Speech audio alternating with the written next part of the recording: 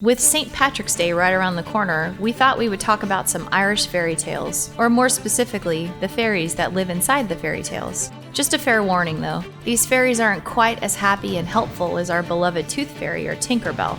In fact, some of these fairies are downright scary, and have got us thinking that we might just need to start celebrating Halloween on St. Patrick's Day instead. So let's sit down and go through some Irish fairy tales. The Pooka. The Pooka could either be your best friend or your worst nightmare depending on their mood that day. Like a lot of Irish fairies, they're said to be a shapeshifter, but they often like to take the form of a dark black horse with golden or red glowing eyes.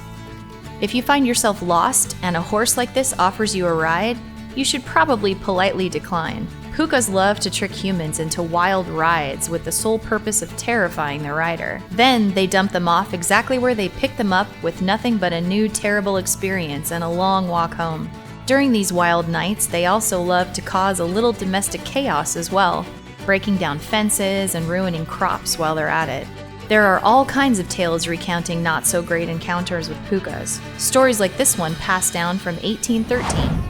During a fox hunt, a wild black horse with no rider appeared and began tempting the hounds to continue chasing the fox even as they neared a dangerous gorge ahead. The horse easily leaped across the gorge, disappearing into woodlands, but the pack of hounds, hard on scent of fox, went headlong into pool. He wept as most of the pack went under. Suddenly, his sorrow gave way to terror. He heard a diabolical neighing, like an animal laughing, from woods opposite. Grennan knew then that it was Pooka. After a story like that, it's pretty hard to find any redeeming qualities in the Pooka. They do, however, help out rural farmers from time to time, as long as the farmers have made offerings to them, of course. It's said that farmers should leave a few stalks behind during harvest as a Pooka share, in order to appease them and stop any potential mischief from happening on their property. Some stories even tell of farmers being able to befriend the Pooka, who then help the farmers with their crops, and help bring the family happiness and prosperity for the rest of their days. So maybe this murderous and destructive prankster is just misunderstood after all. Either way, we'll leave a few ears of corn outside the door this year just to be safe. Dullahan. Sorry, Ichabod Crane, but Dullahan might have beat you to the punch on this whole headless horseman business. Dullahan carries his all-seeing head around with him as he travels the Irish countryside on his devilish horse. It's not always just one singular ghoulish horse, though. Oftentimes, he's seen traveling on the black coach with as many as 6 horses in tow. Just in case that wasn't terrifying enough, he also uses a human spine as a whip. Oh, and did we mention that wherever he goes, death follows? You'll want to avoid eye contact with him at all costs. If you look at him, he might just use that whip of his to blind you. Either that, or he will throw a bucket of blood all over you. Neither option really being the greatest. But it could be worse though. It could be you he's roaming the countryside for. If he happens to call out your name, well, we hope your affairs are in order, because death will immediately follow. Hanlon's Mill, Fairy Legends of Ireland, describes a brief encounter with the Dullahan. Poor Mick's heart almost died within him, but he said nothing, only looked on, and the black coach swept away, and was soon lost among some distant trees.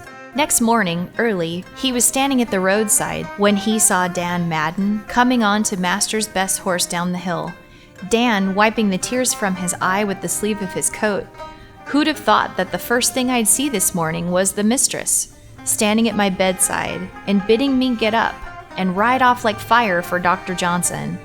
For the master had got a fit, and poor Dan's grief choked his voice. Oh, Mick, don't fret too much, because even the scariest of the scary have things they're afraid of.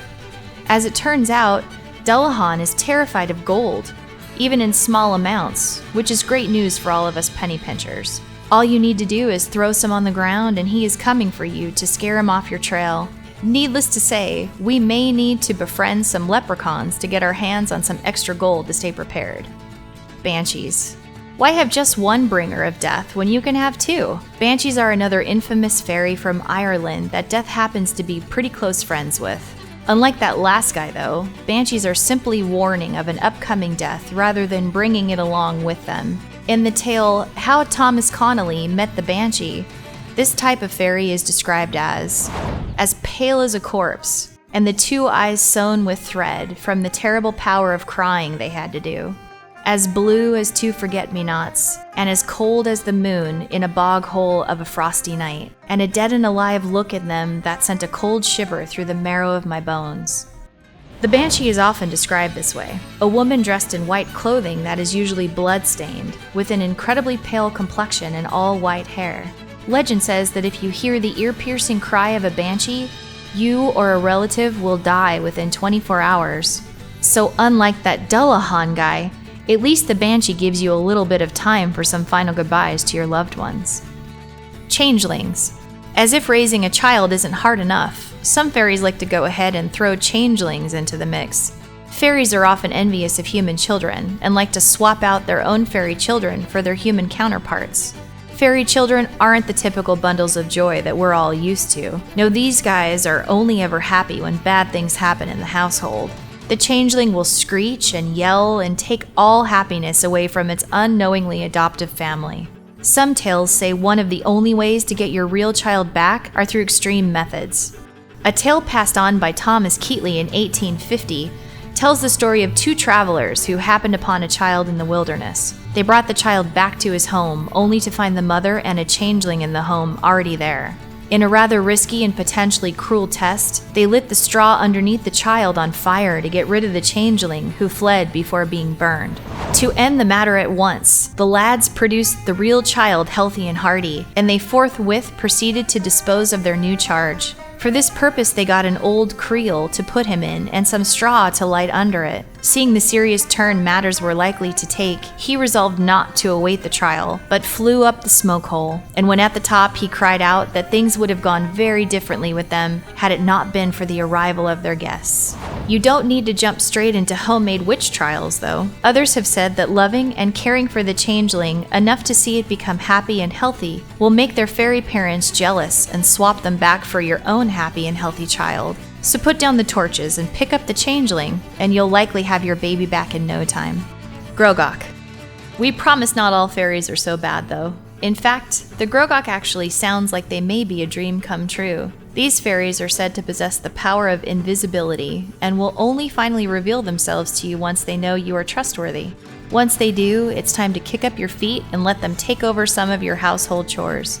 They'll scurry around, completing some of your dirty work, and they'll do all of this for the simple payment of a jug of cream. Now let's say our new friend has worn out their welcome, which is definitely a possibility, as many stories like the one in Leprechauns, the myths, legends, and lore have been told over the years.